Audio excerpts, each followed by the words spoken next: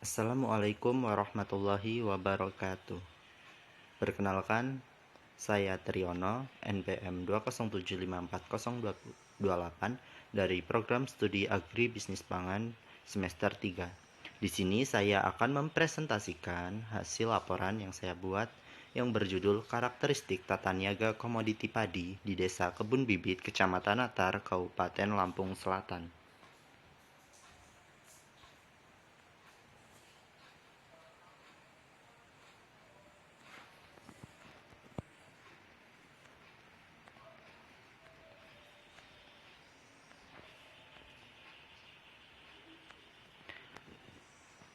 Bab 1 Pendahuluan. Bab 1 Pendahuluan. Latar belakang. Sektor pertanian masih memegang peranan penting bagi perekonomian nasional. Hal tersebut dikarenakan beberapa alasan. Pertama, sektor pertanian merupakan sektor yang mendasari kehidupan setiap warga masyarakat di Indonesia. Potensi dari sektor pertanian di Indonesia didukung oleh ketersediaan sumber daya alam, serta kondisi iklim yang sangat baik untuk bertani, sehingga sektor pertanian layak untuk dikembangkan secara berkelanjutan demi keberlangsungan hidup bangsa. Yang kedua, dalam proyeksi penduduk yang dilakukan oleh BPS, penduduk Indonesia diperkirakan sekitar 228 sampai 248 juta jiwa pada tahun 2008 sampai 2015. Kondisi ini merupakan tantangan yang sangat besar dalam pengembangan sektor pertanian.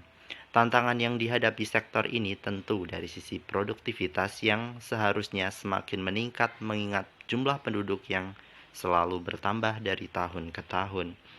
Tetapi, di satu sisi, lahan garapan sawah semakin kecil akibat peralihan lahan pertanian ke industri-industri dan perumahan. Yang ketiga, sektor pertanian juga memberikan kontribusi yang relatif besar bagi produk domestik bruto atau PDB real Indonesia.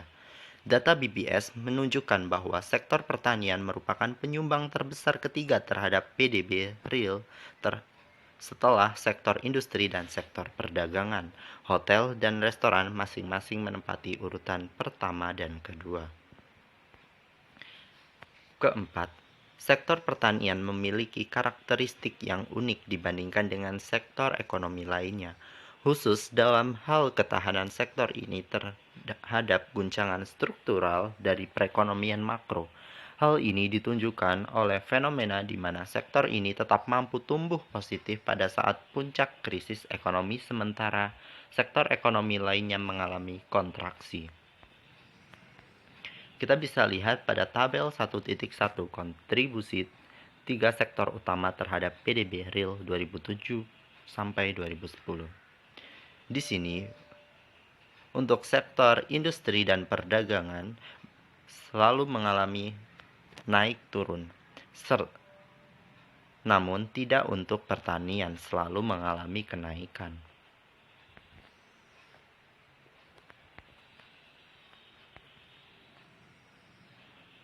Tata niaga produk pertanian dalam hal ini, beras juga begitu penting karena proses inilah yang menghubungkan produsen ke konsumen akhir. Tata niaga sangat diperlukan dalam hal menjual hasil produksi pangan oleh para petani untuk sampai kepada konsumen akhir. Hanya saja tata niaga pertanian saat ini perlu dibenahi, seringkali terdapat harga yang tak wajar. Margin antara setiap pelaku pasar dalam rantai tata niaga gabah atau beras juga berbeda-beda dan yang saling dirugikan adalah petani. Tujuannya 1.2 Tujuan kuesioner ini bertujuan untuk menganalisis karakteristik hasil usaha tani, struktur distribusi atau saluran tata niaga hasil usaha tani dan lembaga tata niaga yang terlibat dari salah satu petani di Desa Kebon Bibit, Kecamatan Natar, Kabupaten Lampung Selatan, Provinsi Lampung.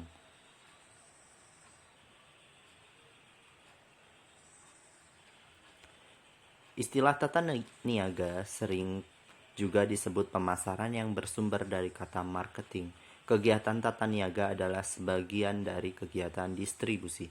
Distribusi menimbulkan suatu kesan seolah-olah orang-orang yang bergerak di dalam bagian ini bersifat statis, menunggu saja apa yang akan mereka peroleh dari produsen untuk dibagi-bagikan kepada konsumen. Sedangkan marketing atau tata niaga sebaliknya bersifat dinamis karena tata niaga mencangkup semua persiapan, perencanaan dan penelitian dari segala sesuatu yang bersangkut paut dengan perpindahan peralihan milik atas suatu barang atau jasa serta pelaksanaan perpindahan dan peralihan tersebut.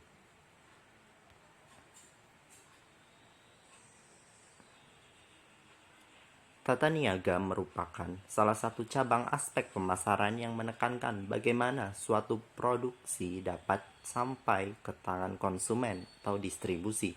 Tata niaga dapat dikatakan efisien apabila mampu menyampaikan hasil produksi kepada konsumen dengan biaya semurah-murahnya dan mampu mengadakan pembagian keuntungan yang adil dari keseluruhan harga yang dibayar konsumen kepada semua pihak yang ikut serta dalam kegiatan produksi dan tata niaga. Definisi tata niaga di atas didasarkan pada konsep tata niaga berikut. Yang pertama yaitu kebutuhan, keinginan dan permintaan. Yang kedua, produk. Yang ketiga, utilitas, nilai dan kepuasan. Yang keempat, pertukaran, transaksi dan hubungan. Yang kelima, pasar. Dan yang terakhir yaitu pemasaran dan pemasar. Untuk metode pelaksanaan yang saya lakukan yaitu waktu dan tempat pelaksanaan. Wawancara kuesioner dilakukan pada hari Sabtu tanggal 25 September 2021 di Desa Kebon Bibit, Kecamatan Natar, Kabupaten Lampung Selatan, Provinsi Lampung. Metode pengumpulan data yang saya lakukan yaitu ada 4 teknik, yaitu wawancara, observasi, angket atau kuesioner, dan dokumentasi. Metode analisis data. Penelitian ini menggunakan metode analisis kualitatif dan kuantitatif.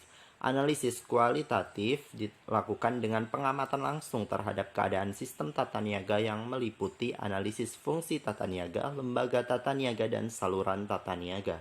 Analisis kuantitatif yang dilakukan meliputi biaya produksi dan rasio keuntungan. Data yang telah diperoleh dari lapangan kemudian dianalisis. Sebelum data dianalisis, langkah awal yang dilakukan yakni mengolahnya terlebih dahulu dengan melakukan pentabulasian data mentah. Data tersebut kemudian dikelompokkan sesuai indikator-indikator yang dijadikan ukuran penelitian. Data kuantitatif yang terkumpul diolah dengan menggunakan alat hitung, kalkulator, dan bantuan komputer. Dalam proses wawancara tersebut diperoleh identitas petani yang menjadi narasumber penelitian sebagai berikut. Petani dengan nama Ibu Darmi, alamat Desa Kebon Bibit, Kecamatan Natar, Kabupaten Lampung Selatan, dengan umur 50 tahun, pendidikan terakhir dia tidak lulus SD, dan pekerjaan utamanya yaitu petani, tidak memiliki pekerjaan sampingan, serta pengalaman usaha di bidang pertanian sudah selama kurang lebih 30 tahun. Hasil dan pembahasan. Karakteristik hasil usaha tani. Usaha tani adalah kegiatan ekonomi karena ilmu ekonomi berperan dalam membantu mengembangkannya. Ilmu ekonomi ialah ilmu yang mempelajari alokasi sumber yang terbatas untuk memenuhi kebutuhan dan kehendak manusia yang tidak terbatas. Usaha tani adalah sebagai organisasi dari alam, kerja, dan modal yang ditunjukkan kepada produksi di lapangan pertanian. Organisasi ini sendiri dan sengaja diusahakan oleh atau sekumpulan orang, segolongan sosial baik yang terikat genealogis, politis, maupun teritorial sebagai pengelolaannya. Usaha tani semata-mata menuju kepada keuntungan terus-menerus bersifat komersial. Potret usaha tani ialah sebagai berikut. A. Adanya lahan tanah usaha tani yang di atasnya tumbuh tanaman. Ada tanah yang disebut kolam, tambak, sawah, dan tegalan ada tanaman setahun. Yang kedua, adanya bangunan yang berupa rumah tani, gedung, dan kandang, lantai jemur, dan lain-lain. Selanjutnya, adanya alat-alat pertanian seperti cangkul, garpu, parang, linggis, sprayer, traktor, pompa air, dan lain-lain. Selanjutnya, adanya pencurahan kerja yang mengolah tanah, tanaman, pemeliharaan, dan lain-lain. Adanya kegiatan petani yang menerapkan usaha tani dan menikmati hasil usaha taninya. Padi merupakan tanaman pangan yang sangat penting di dunia setelah gandum dan jagung. Padi merupakan tanaman pangan yang sangat penting karena beras masih digunakan sebagai makanan pokok bagi sebagian besar penduduk dunia, terutama Asia, sampai sekarang. Beras merupakan komoditas strategis di Indonesia karena beras mempunyai pengaruh yang besar terhadap kestabilan ekonomi dan politik. Saat ini Indonesia masih sering menghadapi masalah pangan seperti adanya alih fungsi lahan pertanian menjadi kawasan industri dan pemukiman yang menyebabkan penurunan produktivitas beras. Selain itu, perubahan semusim tidak menentu juga menyebabkan produksi beras menurun, sehingga pemerintah harus mengimpor beras untuk memenuhi keperluan nasional.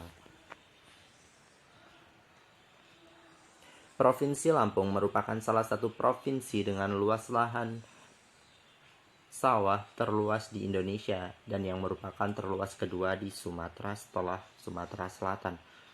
Maka dari itu menunjukkan Lampung sebagai salah satu provinsi penghasil beras terbanyak di Indonesia. Untuk menjadikan Lampung sebagai daerah yang maju dalam bidang pertaniannya, maka perlu bantuan pemerintah dalam upaya meningkatkan kualitas para petani yang ada di Provinsi Lampung tersebut. Dalam rangka meningkatkan skala ekonomi usaha tani yang menguntungkan dan efisiensi usaha, Kementerian Pertanian melalui Balai Pelatihan Pertanian Lampung menyelenggarakan pelatihan penumbuhan dan pengembangan kelembagaan ekonomi petani bagi non-aparatur di Pusat Pelatihan Pertanian Perdesaan Swadaya.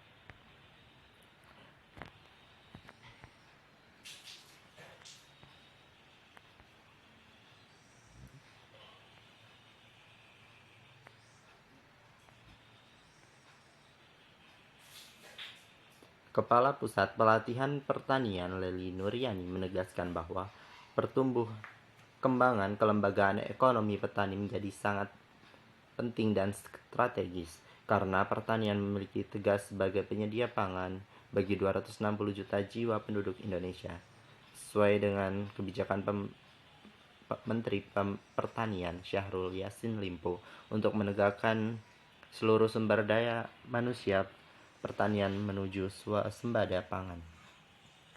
Maka dari itu saya melakukan survei ke sebuah desa yang ada di Kabupaten Lampung Selatan, yaitu Desa Kebun Bibit. Dan dalam survei tersebut saya melakukan wawancara langsung kepada seorang petani di sana sehingga saya mendapatkan data-data yang valid sebagai berikut.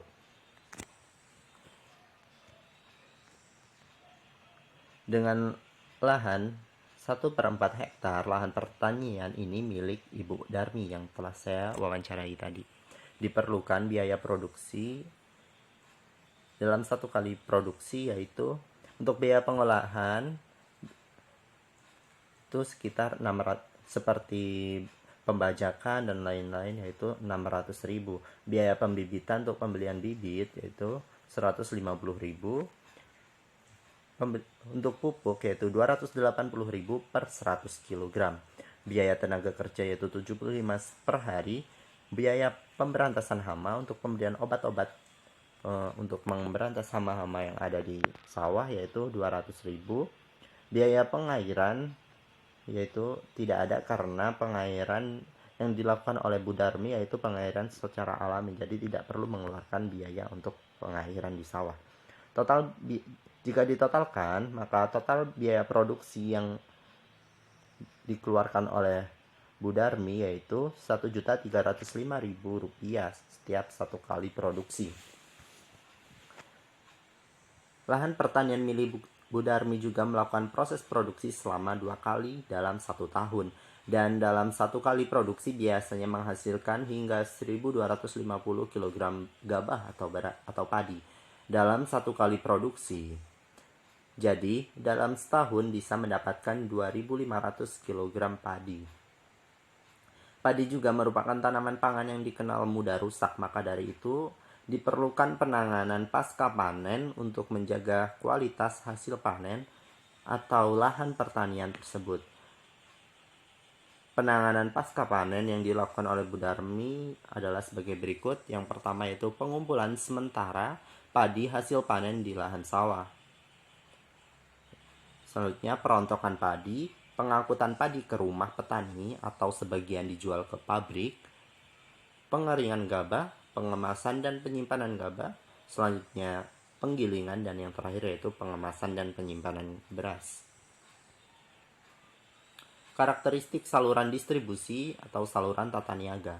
Hasil panen dari lahan pertanian Bu Darmi tidak sepenuhnya dijual, melainkan ia menyisihkan 1/3 hasil panennya untuk memenuhi kebutuhan sehari-hari. Jadi hasil panen yang dijual yaitu 2/3 dari hasil panen komoditi padi tersebut. Saluran distribusi yang dilakukan adalah dari hasil panen padi tersebut langsung dijual atau diambil oleh pabrik dalam bentuk gabah basah dan dijual dengan harga 4.500 per kilogram. Lalu gabah tersebut diolah oleh pabrik hingga menjadi beras. Selanjutnya pabrik akan menjual beras tersebut ke pasar, toko, atau beberapa pedagang pengecer lainnya sebelum akhirnya sampai kepada konsumen. Dari itu maka didapatkan saluran distribusi pertanian komoditi padi dari Bu Darmi yaitu sebagai berikut. Yang pertama yaitu dari petani yaitu Bu Darmi sendiri tadi, lalu dijual ke pabrik, pabrik mengolahnya menjadi beras, dan setelah itu dijual ke pasar, pedagang pengecer atau toko-toko lainnya, dan yang terakhir yaitu baru sampai kepada konsumen. Karena hasil panen diambil langsung oleh pabrik, maka tidak ada biaya pengangkutan yang dikeluarkan. Dalam perhitungan keuntungan produksi pertanian komoditi padi ini dapat diketahui dengan perhitungan pendapatan hasil penjualan dikurangi dengan biaya produksi.